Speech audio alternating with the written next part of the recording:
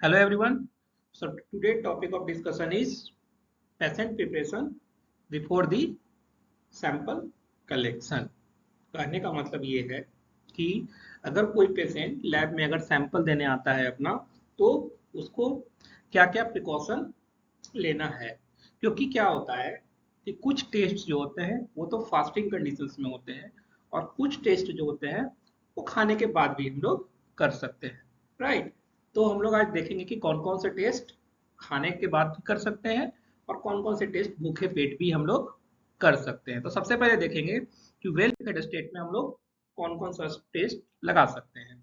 तो जैसे कि सीबीसी का सैंपल जो मोस्ट कॉमन सैंपल लेते हैं हम लोग, that is the complete blood count का जो सैंपल लेते हैं, दैट इज जिसमें कि हम लोग करते हैं हीमोग्लोबिन हो गया, आरबीसी हो गया, डब्ल्यूबीसी हो गया, प्लेटलेट्स काउंट हो गया, एमसीबी हो गया, एमसीएच हो गया। इसके लिए हम लोगों को फास्टिंग की जरूरत नहीं है। उसके अलावा ब्लड ग्रुप मैचिंग हो गया, जितने भी कोएगुलेशन स्टडीज है, पीटी हो गया, एपीटीटी हो गया। उसके अलावा सबसे इंपॉर्टेंट एचबीएवनसी, एचबीएवनसी को हम लोग जो है होल ब्लड से करते हैं, और इसमें भी हम लोग को फास्टिंग नॉट नीडेड होता है। उसके अलावा किडनी फंक्शन टेस्ट है, लीवर फंक्शन टेस्ट है। लीवर फंक्शन टेस्ट में जो है कुछ एंजाइम्स जो है सो अफेक्ट होते हैं। अगर कोई स्पेसिफिकली मान लेते हैं जीजीटी का टेस्ट करना है, जो कि लीवर फंक्शन टेस्ट के अंदर ही आता है, तो उसके लिए हम लोगों को फास्टिंग की नीड होगी, राइट। इसके अलावा जो भी आपका प्रेगनेंसी में जो स्क्रीनिंग टेस्ट करते हैं, जैसे कि डुअल मार्कर हो गया, ट्रिपल मार्कर हो गया, क्वाड्रपल मार्कर हो गया, तो इन सब में भी प्रेग्नेंट लेडीज को फास्टिंग में रहने की कोई जरूरत नहीं है। इन टेस्ट को भी हम लोग वेल फेड कंडीशंस में कर सकते हैं। उसके अलावा जो भी सेक्स हार्मोन्स है, एस्ट्रोजेन, प्रोजेस्टेरॉन, टेस्टोस्टेरोन, इनको भी हम लोग विदाउट फास्टिंग कर सकते हैं। उसके अलावा जो 3 पैरामीटर जो हम लोग कर रहे थे कोविड के टाइम में, जो इन्फ्लामेटरी मार्कर्स थे, वो भी हम लोग वेल फेड कंडीशंस में कर सकते हैं। फेरिटिन हो गया, सी रिएक्टिव प्रोटीन्स हो गया, और IL-6 हो गया, राइट। इसके अलावे जो माइक्रोबायोलॉजिकल जितने भी टेस्ट हैं, right, such as blood cultures हो गया, डेंगू, मलेरिया, टाइफाइड में विडाल टेस्ट हो गया, जितने भी इम्यूनोग्लोबुलिन्स हो गए, राइट, एएनए स्क्रीनिंग हो गया। उसके अलावा जो भी इलेक्ट्रोफोरेसिस जो भी हम लोग सीरम से करते हैं, उसके लिए भी हम लोग को फास्टिंग की जरूरत नहीं है। इसके अलावा जो टॉर्च इन्फेक्शन हो गए, या फिर जो भी वायरल मार्कर्स हम लोग करते हैं, हेपेटाइटिस बी की जो टेस्टिंग करते हैं, एचआईवी की जो टेस्टिंग करते हैं, इन सबों में भी जो है सो फास्टिंग की नीड नहीं है, राइट। इसके अलावे सबसे इंपॉर्टेंट थायराइड प्रोफाइल।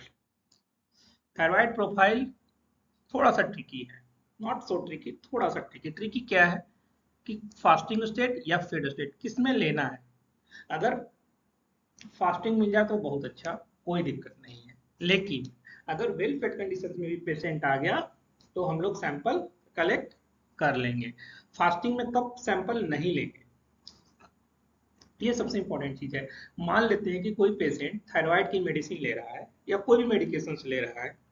थायराइड की मेडिसिन लेने से क्या होगा, अगर फास्टिंग कंडीशंस में ले लेंगे तो हम लोग को जो मेडिसिन है उसका एग्जैक्ट पता नहीं चल पाएगा कि वो मेडिसिन काम कर रहा है या नहीं कर रहा है, तो थायराइड की वैल्यू अल्टर हो जाएगी। तो उस कंडीशंस में after medicine we will do the thyroid testing. कहने का मतलब ये है कि प्रोग्नोसिस अगर हम लोगों को देखना है किसी भी थायराइड मेडिसिन का थायराइड डिजीजेज में, तो उस टाइम पे हम लोग फिट कंडीशंस में या आफ्टर मेडिसिन जो है सो हम लोग जो है सो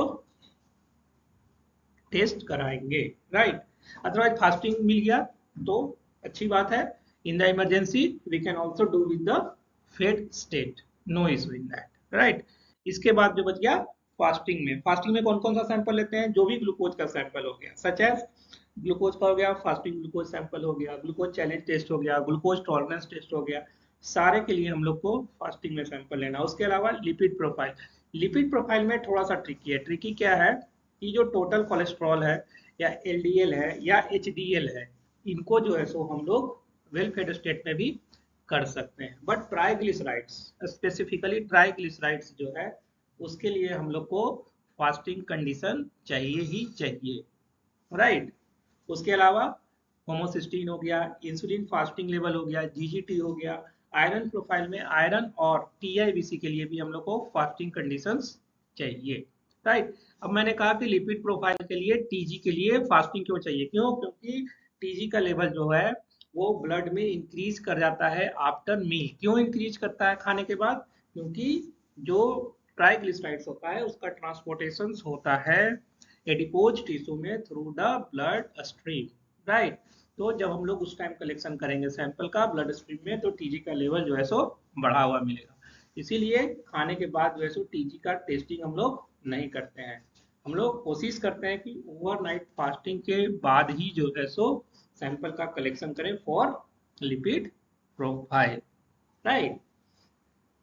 तो इन सब कंडीशंस में जो है सो हम लोग फास्टिंग में सैंपल लेना है, मिल गया अपना ग्लूकोज और दूसरा ट्राइग्लिसराइड्स, राइट। Thank you.